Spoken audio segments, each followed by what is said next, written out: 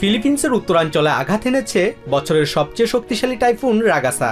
কর্তৃপক্ষ জানায় সোমবারের টাইফুনে দেশটির কাগায়ান প্রদেশের কালায়ান দ্বীপে ব্যাপক ক্ষয়ক্ষতি হয়েছে।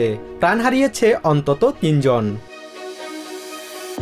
বেনগেট প্রদেশে ভূমিধসে একজন, লাও ইউনিয়নে নদীতে পড়ে একজন এবং কাগায়ানে নৌকা ডুবে এক জেলের মৃত্যুর খবর নিশ্চিত করেছে কর্তৃপক্ষ।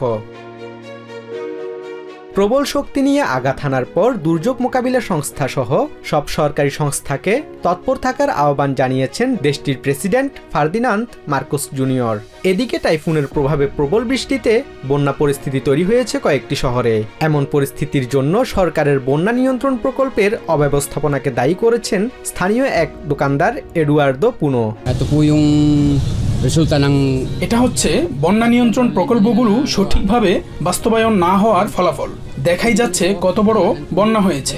যদি প্রকল্পগুলো সঠিকভাবে বাস্তবায়ন হতো তাহলে এমন পরিস্থিতি হতো না। এদিকে রাগাসা মোকাবিলায় চায়নার উপকূলীয় অঞ্চলগুলোতে জারি করা হয়েছে সর্বোচ্চ সতর্কতা। ঘূর্ণিঝড়টি চায়নার গুয়াংডং প্রদেশ ও হংকং এবং তাইওয়ানে সরাসরি প্রভাব ফেলতে পারে। মঙ্গলবার চায়নার রাষ্ট্রীয় গণমাধ্যম জানিয়েছে ঘূর্ণিঝড়ের সতর্কতা হিসেবে মাছ ধরার নৌকা ও জাহাজ ফিরিয়ে আনা হয়েছে। বন্ধ করা হয়েছে ট্রেন ও ফ্লাইট চলাচল। গুয়াংডং প্রদেশ থেকে প্রায় 400,000 মানুষকে নিরাপদ স্থানে সরিয়ে নেওয়া হয়েছে।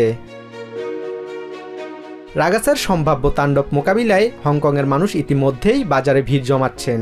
পানির বোতল, মাংস ও রেডিমেড নুডলসের শেলফ ফাঁকা। অনেকে দোকান দুদিন বন্ধ থাকার আশঙ্কায় আগে ভাগে সংগ্রহ করছেন নিত্য প্রয়োজনীয় জিনিসপত্র। ক্ষয়ক্ষতি কমাতে অনেকে বালির বস্তা দিয়ে দোকানের সামনে তৈরি করছে বাঁধ। স্থানীয় রেস্টুরেন্ট মালিক ওং চিপো বলেন তিনি তার প্রতিষ্ঠানের ক্ষয়ক্ষতি কমানোর চেষ্টা করছেন। আমি চিন্তিত। আমি চেষ্টা করছি যতটা সম্ভব ক্ষতি কমানোর। আমি 40 বছর ধরে এখানে আছি।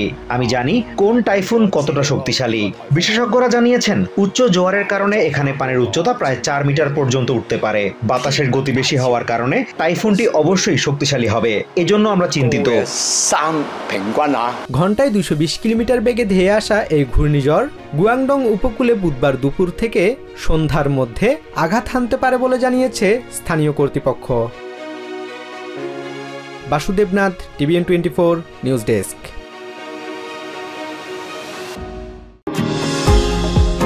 নিউ ইয়র্ক থেকে সম্প্রচারিত TVN24 টেলিভিশন বিশ্বজুড়ে বাঙালির কণ্ঠস্বর।